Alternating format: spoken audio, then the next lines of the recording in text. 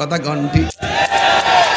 আমার তো মনে হয় তায়েফের জমিনে নবীরে তায়েফের তাগড়া তাগড়া যুবকে পাথর মারছিল, ওই সময় যদি লোকরার পোলাপানগুলো সেদিন থাকতো, ওই কাফের পাথরের বরাবর নিজের বুকটা বাইটা দিত গো, কিন্তু নবীর বদন মুবারকে একটা পাথরের আঘাত লাগতে দিত না।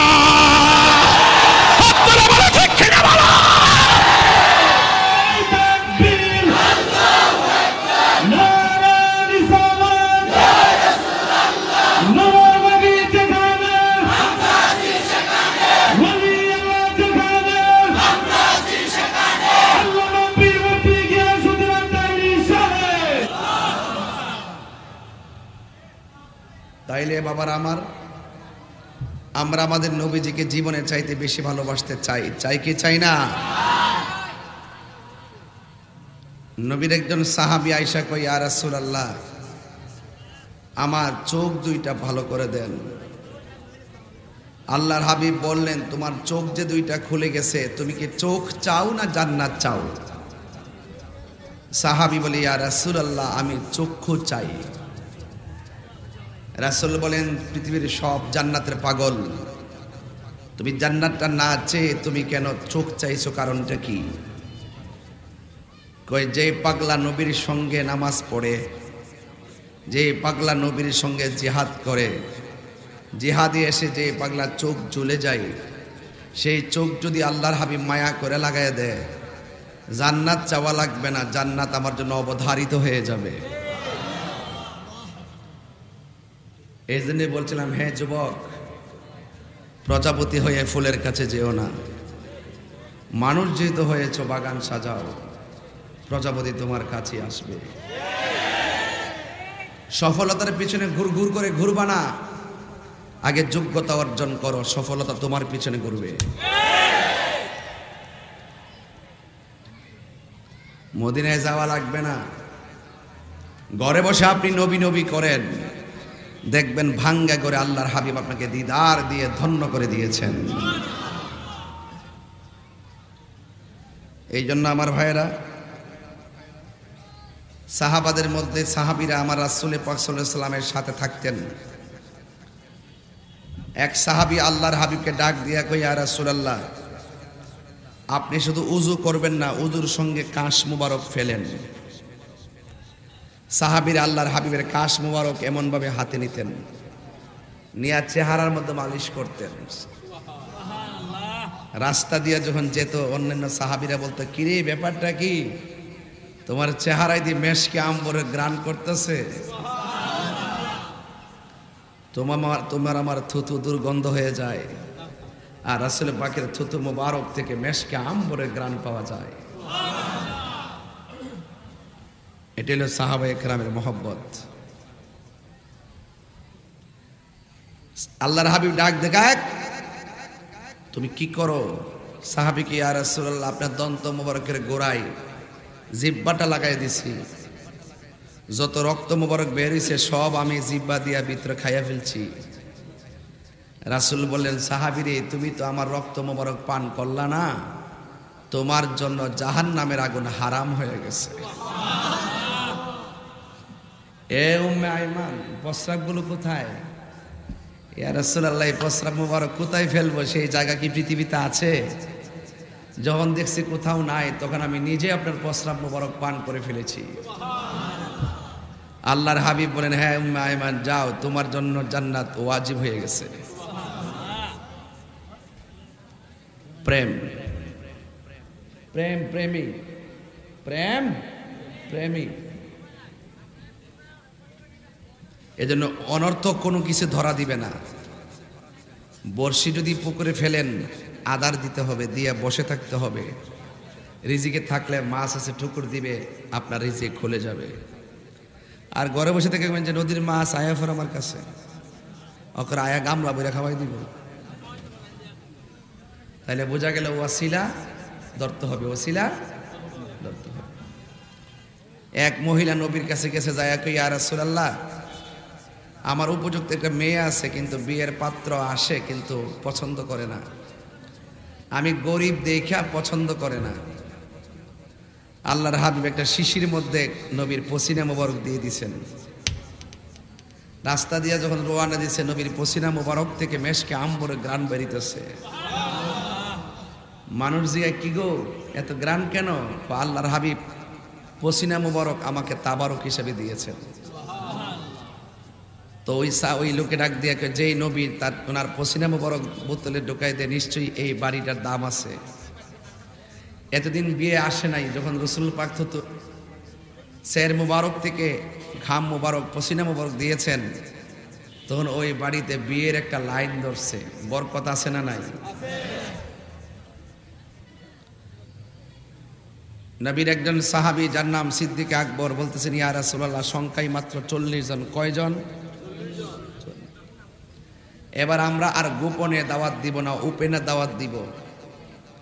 আল্লাহর হাবিব বলেন, তোমরা মেজরিটি নও, মেজরিটি হলো কাফের। এই মুহূর্তে যদি আমরা ওপেন করি তাহলে আমাদের ক্ষতি হয়ে যাবে।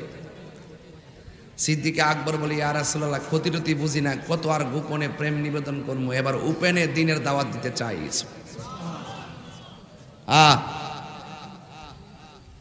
আল্লাহর হাবিব বলেন, হ্যাঁ আবু বকর ঠিক আছে, আরো তো সাহাবীরা আছে, তাদেরকে নিয়ে বসো। বসার পরে চতুর্পাশে কাফের দাঁড়ায় গেছে। কাফেররা মনে মনে করে কি পরামর্শ করে একটু দেখবো আজকে। পরে আল্লাহর হাবিব যখন মিটিংয়ে বসছেন, কাফেররা গোপনে পাথর নিয়ে দাঁড়ায় রয়েছে। আল্লাহর হাবিব ডাক দেখে, সাহাবীরা সংখ্যায় তো আমরা কম, যদি এখন দিন প্রচার করতে যাই যদি জীবন দিতে হয়, কে জীবন দিবা? 40 জনের মধ্যে যেই লোকটা প্রথম দাঁড়ায় গেছে যে আমি জীবন দিব, সেই লোকটার নাম হলো আবু বকর। আমরা দেশে আবু বকর আছে না নাই? খবর লইয়া দেখেন, নবীর মহব্বত থেকে অনেক দূরে। আল্লাহর হাবিব বলেন, কে জীবন দিবা? সিদ্দিক আকবর যখন দাঁড়ায় গেছে, তখন কাফেররা চতুর্পাশ থেকে এমনভাবে পাথর মারতে মারতে মাটিতে শোয়াই ফেলছে। মানুষের ধরাধরি করে বাড়িতে নিয়েছে। সাহাবায়ে কেরাম রাসূলকে নিয়ে বাড়িতে গেছেন। এই দিকটা সিদ্দিক আকবর শোয়া থেকে উঠতে পারে না। তিনি ডাক দিয়ে বলেন, তার মা বলতেছে, বাবা তোমার শরীরটা কেমন? সিদ্দিক আকবর রক্ত মাখা মাথা নিয়ে বলতেছে, মা আমি কেমন আছি তুমি আমাকে বইলো না, আগে বলো না আমার নবী কেমন আছে। এটা হলো প্রেম। জীবনের চাইতে রাসূলুল্লাহকে বেশি ভালোবাসতে হবে। সাহাবী ডাক দিয়ে বলে, ও আম্মা আমার নবী কেমন আছে? বাবারে তুমি এখন আপাতত কিছু পরিষ্কার করে কিছু খেয়ে নাও। সাহাবী ডাক দিয়া বলে, আম্মা যতক্ষণ আমি আমার নবীরে দেখবো না ততক্ষণ পর্যন্ত আমার খাবারের মধ্যে মুখ লাগাইতাম না। সিদ্দিক আকবর ডাক দিকে, আম্মা একটা বার আমাকে নবীর বাড়িতে নিয়ে যাও। শাড়ির আঁচল দিয়া মুখটা ডেকে নবীর কাছে নিয়ে গেল। নেওয়ার পরে বলতেছে, আবু বকর তুমি কি অবস্থা তোমার? আবু বকর বলি, ইয়া রাসূলুল্লাহ আমার কি অবস্থা জানি না, তবে আপনি কেমন আছেন? যেই মাত্র আল্লাহর হাবিব কেমন আছেন বলে আবু বকরের জড়ায়া ধরছেন, আবু বকরের সব ব্যথা ভালো হয়ে গেছে।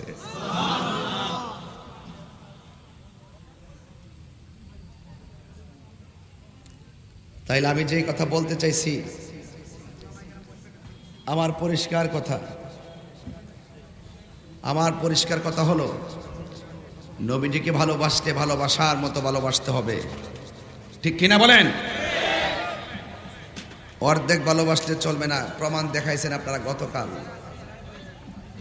গত পরশুদিন দেখাইছেন খেলা, যে নারা রেসালাতের ধ্বনিকে প্রতিষ্ঠা করার জন্য বাড়ি ঘরে ঘুমান নাই, সোজা দৌড়ায় চলে গেছেন ঢাকায়। স্রোতের প্রতিকূলে যদি বাদ দেওয়া হয়, স্রোতের গড়ি আরো দ্বিগুণ বাড়ে। আমরা সুন্নিদেরকে বাধা দিছিল, এরা টের পাইছে না যে আমরা সুন্নিরা যে কত বড় বিপ্লবী। খানকায় বসে আছি বলে দুর্বল ভেবো না, বের হয়ে গেলে পালাইবার সুযোগ পাবে না। হাত সোজা করে বলেন, ঠিক কিনা বলেন?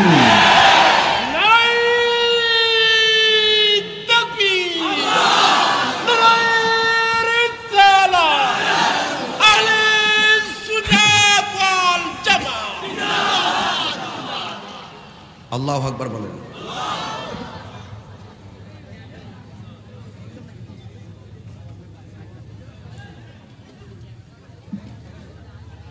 আমার বাবারা, যে যারে চিনে সে তারে কিনে। আমি তাহিরিকে হবিগঞ্জ, রিচিক, লুকরা, আজমিরিগঞ্জ নতুন করে চিনা এবার কিছু নাই। আমার হাতের কবজার দাম আছে, কারণ এই হাত দিয়া জীবনে নবীর বিরুদ্ধে কলম লিখি নাই। এই জবানের দাম আছে, জবান দিয়ে কখনো রাসূলুল্লাহর বিরুদ্ধে কথা বলি নাই। তো সুতরাং সাধু সাবধান। আমরা সুন্নিরা আর পিছনে থাকবো না। সুন্নিদেরকে সংগ্রামী হতে হবে, বিপ্লবী হতে হবে। এখন দেশটা এমন একটা জায়গাতে আসছে, জনতাই ক্ষমতা। আপনি যত ভদ্রতা দেখাবেন আপনার ঘাড়ের উপর এসে বসবে। ভদ্রতার এখন মূল্য নাই। ওই ভদ্রতা আর নীতিকে প্রতিষ্ঠা করতে গেলে অভদ্রদের সঙ্গে অভদ্র ভাষাই নয়, নীতিগত ভাষায়, ইমানি চেতনায় কথা বলতে হবে। কথা বলেন ঠিক কিনা? সাহাবায়ে কেরাম জীবন দিছে, কিন্তু ঈমান তো আজকে দিছেন সাহাবায়ে কেরামের প্রেম। তো সাহাবায়ে কেরাম নবীকে যেভাবে ভালোবাসছেন আমরা সেইভাবেই ভালোবাসতে চাই। চান কি চান না?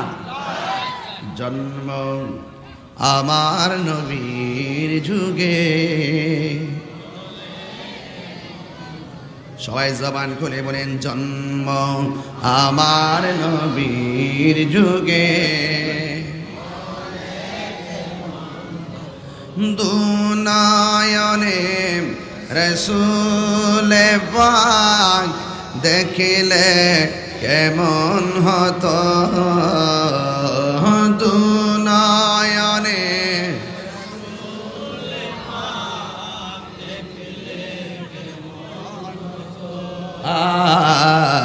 জন্ম আমার নবীর যুগে, আশিত বেশে হজরতে বিলালের মধুর জান, সেই আজানে ছিল এমন প্রেম মুগ্ধ রহমান, আশিত ভেসে হজরতে বিলালের মধুর জান, সেই আজানে ছিল এমন প্রেম মুগ্ধ রহমান, দয়াল নবীর পিছে নামাজ,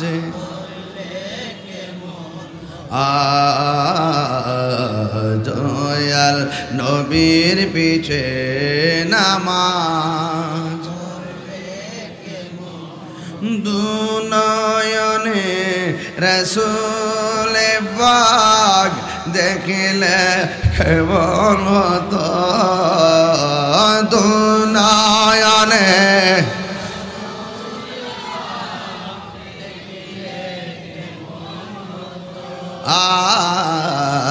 জন্ম আমার নবীর যুগে,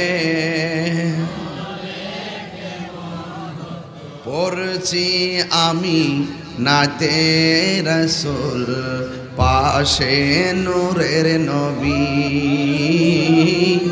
নাতে রাসূল শুনে নবী দিলেন মুচকি হাসি, ঠিক না? দুনয়নে রাসূল পাক দেখলে কেমন হতো,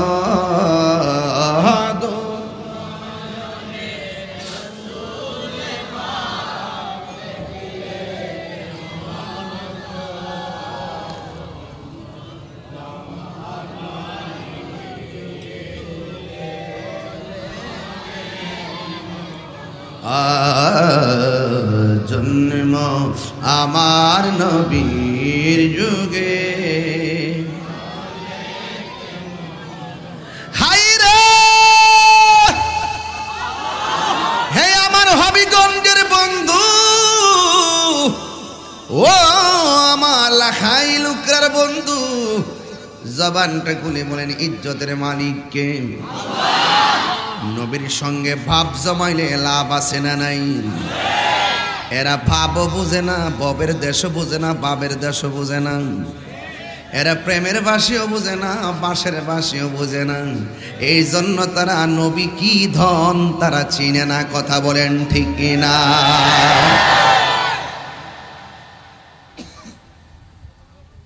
আমার যুবক ভাইরা,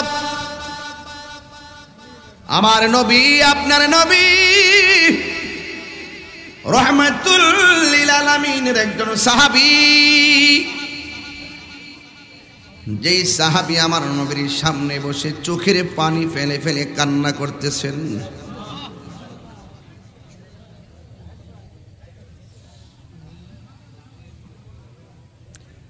আপনারা জবান খুলে বলেন, আশিকের চোখের পানির দাম কম না বেশি?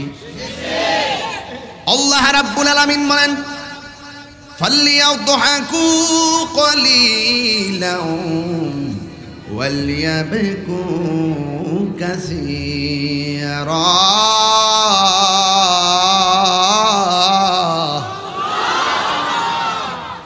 ফালইয়াদহাকু কলিলান ওয়ালইয়াবকু কাসীরা। ঘোষণাকার আল্লাহ বলছে, বান্দা কম কম করে হাসো, বেশি বেশি করে কাঁদো। কাঁদলে গুনাহ মাফ হয়, কাঁদলে সিনা সাফ হয়। কাঁদলে একজন রাজি হয়। জবান খুলে বলেন, তিনি কে? আরো বড় করে বলুন, তিনি কে? হাই রে লুকরার বাবা, কি ভাষায় মাছ বুঝাবো? বেশি লম্বা করব না, ঘন্টা খানেক ওয়াজ শেষ করে দিব ইনশাআল্লাহ। টেনশন করবেন না।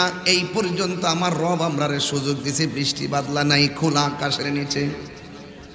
আজকে লুকরার মানুষ বুঝাইয়া দিয়া গেছে গো, সুন্নিরা বিরিয়ানি খাওইন না, সুন্নি না। সিন্নি খাওইন না, সুন্নি না।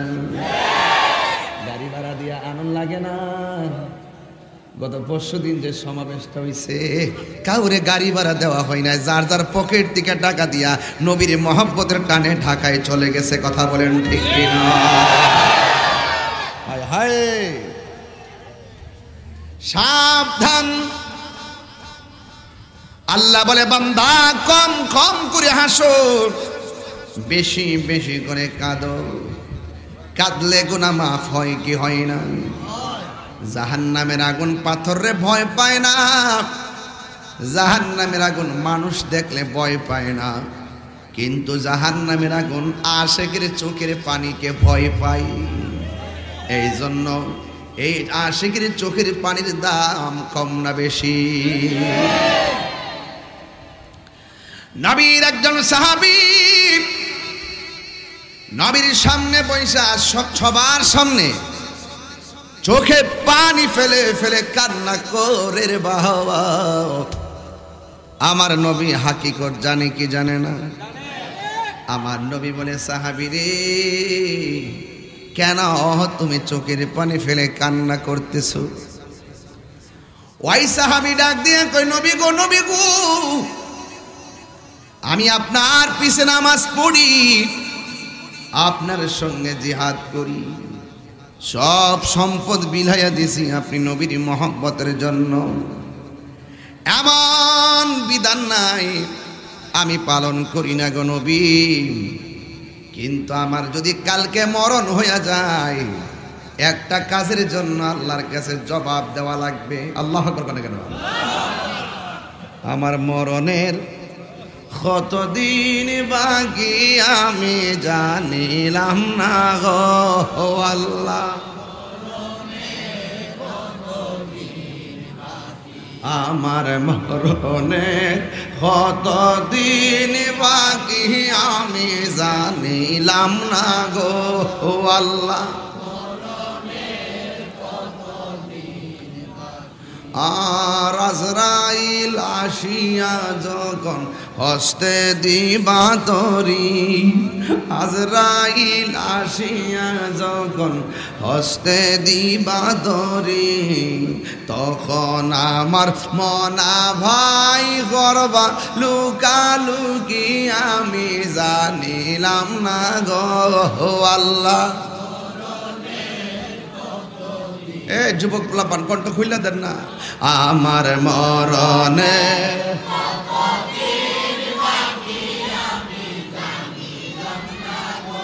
ও আল্লাহ মরণে কতদিন ভাই, আর 40 দিনের আগে ভাইরে মৌতের নিশানি।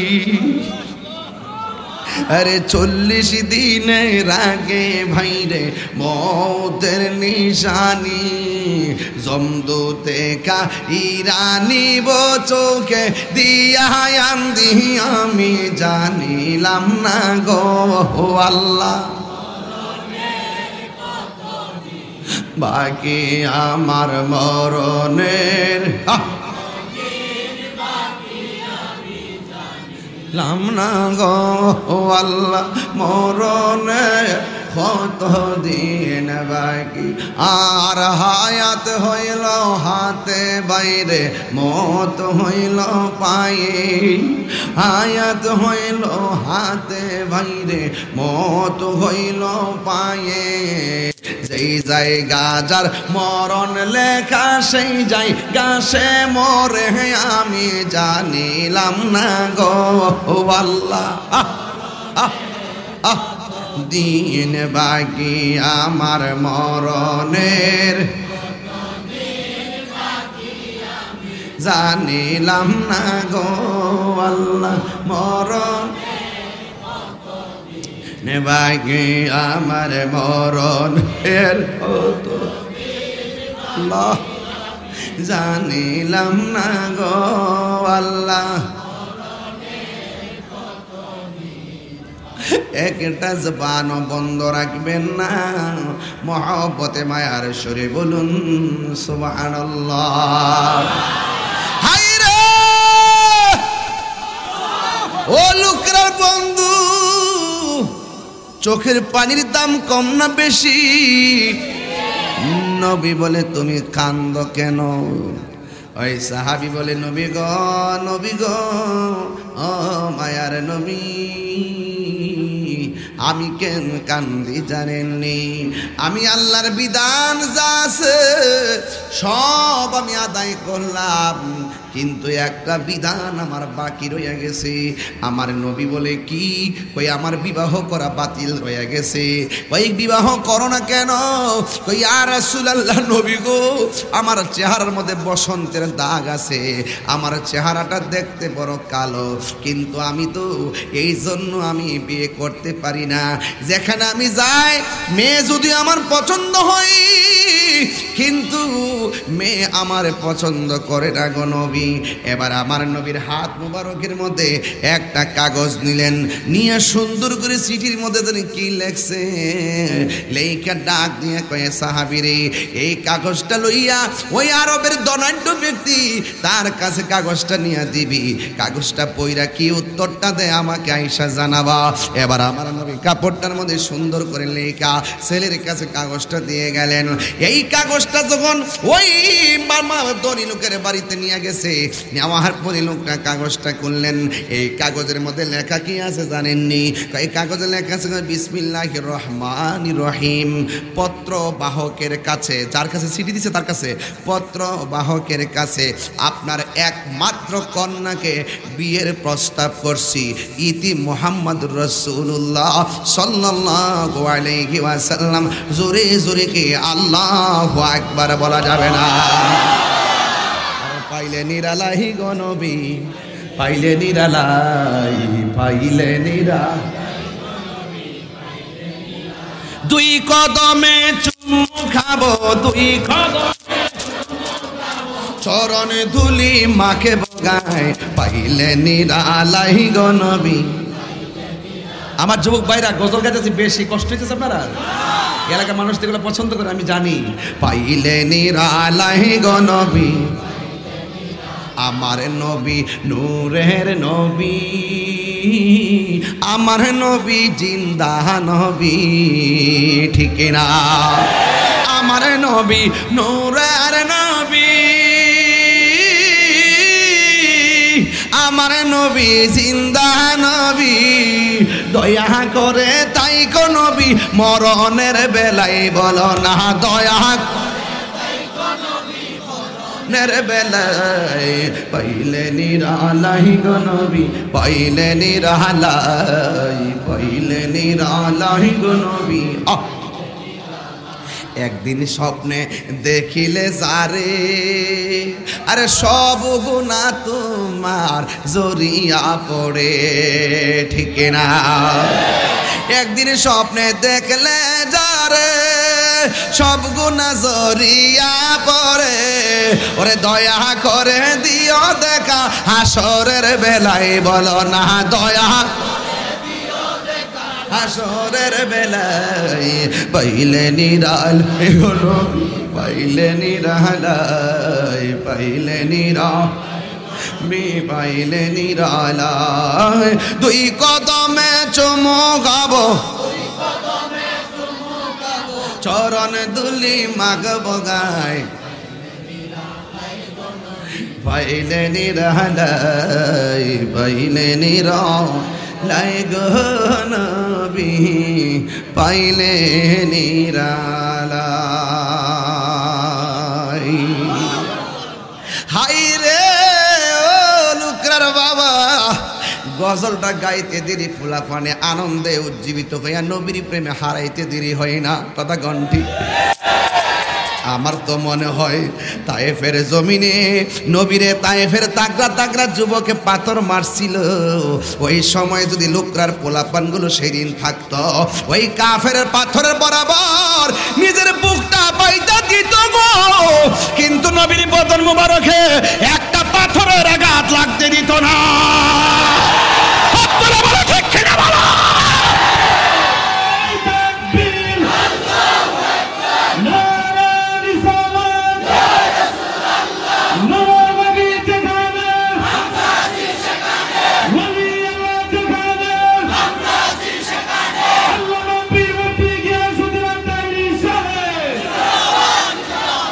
খোদার কসম, আমরা নবীজিকে জীবনের চাইতে বেশি ভালোবাসি।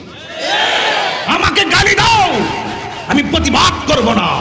আমার বাবাকে গালি দাও, আমি প্রতিবাদ করব না। আমাকে জেলে নাও, আমার অসুবিধা নাই, কিন্তু মোস্তফার বিরুদ্ধে কেউ কথা বললে, হোক এমপি, হোক মন্ত্রী, হোক ওয়াসি, হোক কোটিপতি, আমি কাউকে ছাড় দিয়ে কথা বলবো না। ফাইনাল, ফাইনাল, লুকরার মানুষ ফাইনাল। আমার নবীর জন্য জীবন দিতে পারবেন? পারবেন? এখন থেকে বিপ্লব না নীরব? নীরব না বিপ্লব? আমি কিন্তু আজ থেকে 5 মাস ধরে বলছিলাম নীরব না বিপ্লব, মনে আছে? আমার ছোট বাচ্চা ভাতিজারা বলতে দেখো বিপ্লব বিপ্লব, কথা কোন ঠিক না বেঠি? বিপ্লবের প্রমাণ পাইছেননি পরশুদিন, আরো বিপ্লব আসবে। আমরা দুনিয়ার কোনো চেয়ার চাই না, আমরা মদিনাওয়ালার মহব্বত আর প্রেম চাই, কথা বলেন ঠিক কিনা? সুতরাং আমাদের চাওয়ার মাছকে যারা কাটা হবে আমরা সরায় দিব, কথা বলেন ঠিক কিনা? এর মানে এই না যে আমরা মেরে ফেলবো না, এদের সাথে আমাদের দলিলের লড়াই হবে।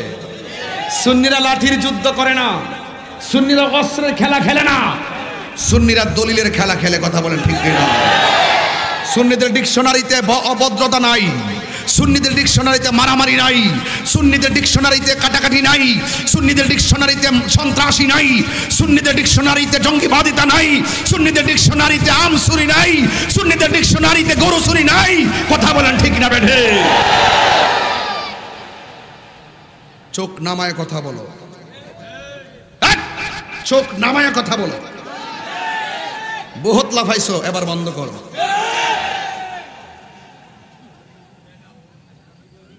কষ্ট হচ্ছে আপনাদের।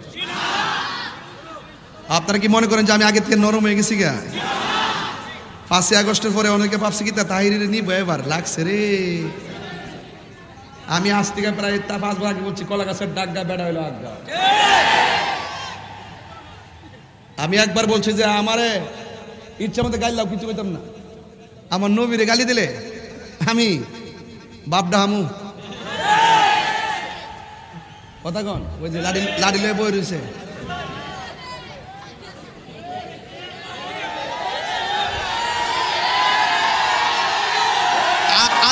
আল্লাহর শানের বিরুদ্ধে কেউ কথা বললে, নবীর শানের বিরুদ্ধে কেউ কথা বললে, ওলি আল্লাহর বিরুদ্ধে কেউ কথা বললে, কোরআনের বিরুদ্ধে কেউ কথা বললে আমরা 1 ইঞ্চি ছাড় দিব না। কথা বলেন ঠিক? সংসদে আইন পাস করতে হবে যারা নবীর বিরুদ্ধে কথা বলবে, মান সাব্বা নাবিয়ান ফাকতুলুহু, যে নবীরে গালি দিবে তাকে হত্যা করতে হবে। কথা বলেন। এই কথাগুলো যখন চিল্লায়ে বলি এক শ্রী মানুষ তাই চিল্লা চিল্লি বেশি করে, মা চিল্লা চিল্লি তোর জ্বলে দু।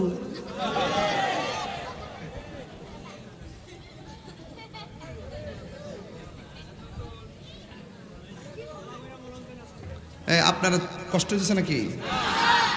শেষ করে দেব নাকি? আর 10 মিনিট দেখি।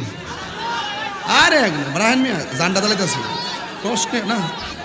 আমি এখন 40 মিনিট বেশি ওয়াজ করি না। মারহাবা জোরে কোন। আমি এখন 40 মিনিট 3 ঘন্টার ওয়াজ করতারি। আগে দিকে আধা ঘন্টা জিকির ফিকির গজল টজল গাইছি, টিল্লা বিলি এমনি কোন চাকানা চেকেছি গা। ওখান কি তার টাইম আছে নাকি? বড় হইছি না এখনো কেউ।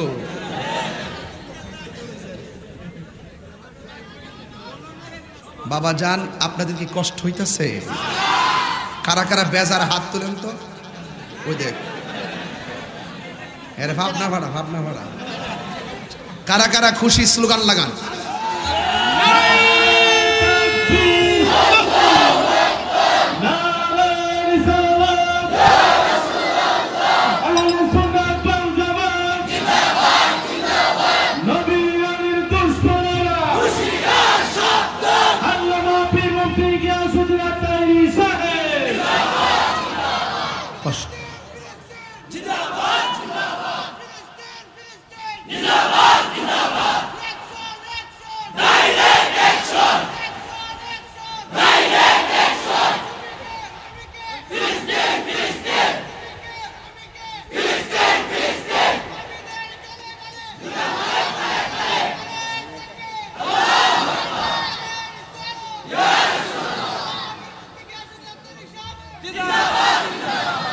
আমার নাম কোন লাগতো না, শৈলটা সে হরিল কি তার নাম মোষটা দিহি। হ্যাঁ, শৈলটা অনেক গেছে না, জোশটা রয়ে গেছে। তাহিরি গেলে বুঝলইলে কি তাও। আল্লাহু আকবার জোরে কন। ঠান্ডা হয়েছে, হ্যাঁ এলাকার আগুনের গরম নাই। আল্লাহ কবুল করুক, আমিন কন। আমি কি দলিলের বাইরে কথা বলতেছি? এখন যেটা চিল্লাইছি আপনি কি মনে করেন যে আমি অযথা চিল্লাইছি? ইসলাম কখনো আবু বকরের ভাষায় কথা হবে, ইসলামের কথা কখনো উমরের সুরে হবে। ইসলাম কখনো খানকায় তসবিহ টেপার মাধ্যমে, ইসলাম আবার তলোয়ার নিয়ে রাজপথে হুঙ্কারের মাধ্যমে। এজন্য তাহিরি মানি হলো নরম গরম। তাহিরি কথা বললে উজ্জীবিত হয়, তাহিরি কথা বললে চোখের পানি ফালায়া কাঁদে, আবার তাহিরি কথা বললে হাসে। ইসলাম হাসি, কান্না, মায়া, মমতার নাম। কথা বলেন ঠিক না? আমার যুবক ভাইয়েরা, লুকড়ার বাবারা ইমাম হুসাইন রাদিয়াল্লাহু তাআলা আনহু। এই ছেলে, এই তুমি কই যাচ্ছো? এই এদিকে তাকা।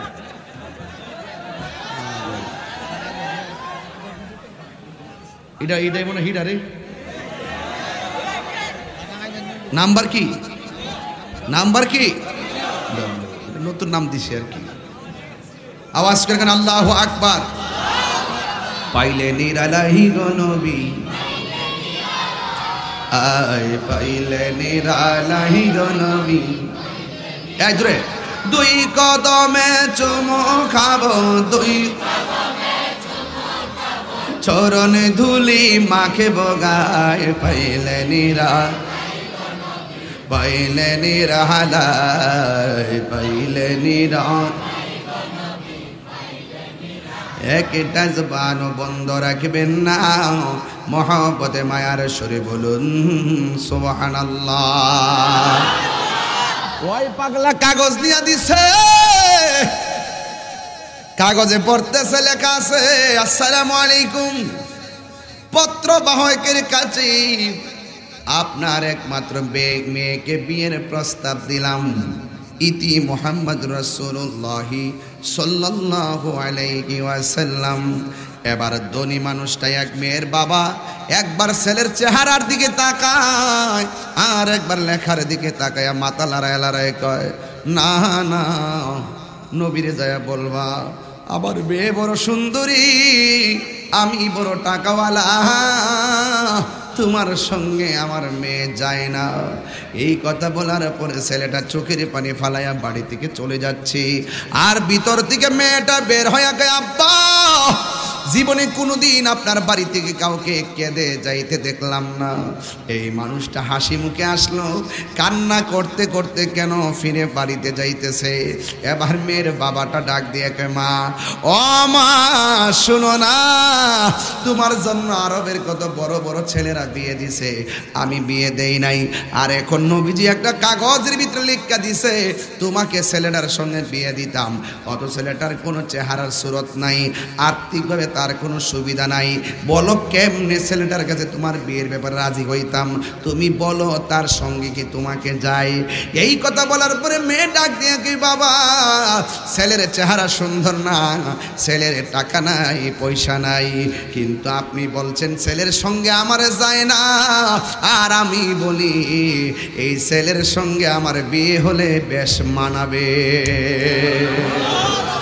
না না না, তুমি অনেক সুন্দরী, অনেক টাকার মালিক তোমার বাবা, তোমার যদি এমন একটা বিয়ে দেয় সমাজের মানুষ আমাকে ছিছি দিবে না, না সম্ভব না। এবার মেয়েটা ডাক দিয়ে কয়, বাবা আমার তো একটা মতামত আছে, আপনি রাজি না হইতে পারেন, আমি বিনা শর্তে রাজি। আমার কই কেন রাজি, তুমি তার মধ্যে এমন কি গুণ পেয়েছো যেই কারণে তুমি রাজি হয়েছো। মেয়েটা ডাক দিয়া কয়, বাবা আমি গুণ পাই নাই, চেহারা ভালো না, সম্পদ নাই, এটা দেখি নাই, আমার মতো সৌভাগ্যবতী আর কে আছে গো। আমার বিয়ের প্রস্তাবকারী রহমাতাল লিল আলামিন। আর জোরে জোরে করুন আল্লাহু আকবার। ইয়া আব্বা গো, আমার মতো সৌভাগ্যবতী কে আছে গো, তাড়াতাড়ি আপনি নবীর কাছে যান, যায়া বলেন আমি রাজি আছি। এবার মেয়েটা দৌড়াইয়া নবীর কাছে গেল, ছেলেটাও যায়া কাগজটা নবীর কাছে দিল। ওই মুহূর্তে ছেলে মেয়ের বাবা ডাক দিয়ে কই, ও নবী গো, আপনি আমার মাফ করবেন, আমি না করছিলাম, কিন্তু আপনি নবী যদি না শব্দটা শুনতেন আমার জীবন বরবাদ হয়ে যেত গো নবী। এরা রাসূলুল্লাহ ইয়া হাবিবাল্লাহ, আমার মেয়ে বলছে বিয়ের মধ্যে রাজি আছে, কারণ আপনি নবী যেখানে প্রস্তাব করেছেন আমার মেয়ের মতো সৌভাগ্যবতী আর কে আছে গো। এবার আমার নবী ডাক দিয়া কয়, ও সাহাবীরে তুমি আমারে বলো না, তুমি যে মেয়েটারে বিয়ে করবা তোমার কাছে কত টাকা আছে। সাহাবী ডাক দিয়ে নবী গো, নবী গো, ও মার নবী, আমার কোনো টাকা নাই পয়সা নাই, শুধু গেঞ্জিটা আছে আর লুঙ্গিটা আছে, আর কিছু নাই। নবীর সাহাবীরা ডাক দিয়ে নবী গো, আমার ভাইয়ের টাকার চিন্তা করবেন না, আমরা সবাই মিলনা বাইরে টাকা দিয়ে স্বাবলম্বী বানাবো। সমাজের মধ্যে যদি কোনো মেয়ের বিবাহ না হয় গোপনে যাইয়া মেয়ের টাকা দিবেন, মানুষের সামনে দিবেন না, দিলে সে লজ্জা পাবে। এবার সাহাবীরা ডাক দিয়ে কয়, নবী গো আমরা সবাই মিলনা তার টাকা দিব। এবার সবাই মিললে তার টাকা দিয়া বিয়ের কেনাকাটা করার টাকা হইয়া গেছে, ভরণ পোষণ হবে এমন টাকার মালিক তারে বানাইয়া। এবার আমার নবী ডাক দেখে, যান যান আপনার মেয়েকে রেডি করেন। আর এই দিক দিয়ে আমার নবী এই সাহাবীরে ডাক দিয়া কয়, সাহাবীরে তুমি তাড়াতাড়ি বাজারের মধ্যে যাও, বাজারে যাইয়া বিয়ের বাজার করে নিয়ে আসো। এবার বিয়ের বাজার করার জন্যে এবার সাহাবী যাইয়া সব বাজার করলেন। বাজার কইরা যেই মাত্র টাকাগুলা মালিকরে দিব, যেই মাত্র টাকাটা পেট করতে যাবে, হঠাৎ করে একটা কানের মধ্যে মসজিদ থেকে মাইকের আওয়াজ আসে, কে যেন বলতেছে, হাইয়া আলাল জিহাদ।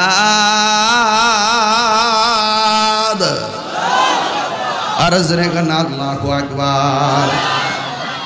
যেই মাত্র বলছে হাইয়া আলাল জিহাদ, কে আসো জিহাদের ময়দানে আসো গো।